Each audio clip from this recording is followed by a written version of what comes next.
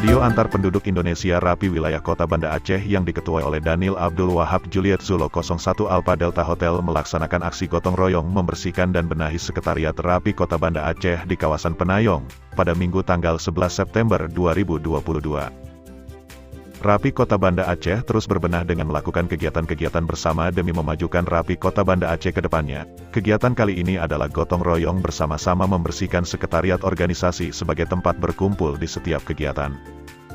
Ketua Rapi Wilayah Kota Banda Aceh Daniel Abdul Wahab menjelaskan bahwa kegiatan yang dilakukan hari ini adalah bentuk kebersamaan anggota Rapi Kota Banda Aceh serta menjadi ajang silaturahim sesama anggota, dan dia juga mengharapkan kekompakan selama ini sudah terjalin dengan baik. Mudah-mudahan bisa dipertahankan bahkan lebih meningkat ke depannya. Demikian harapannya.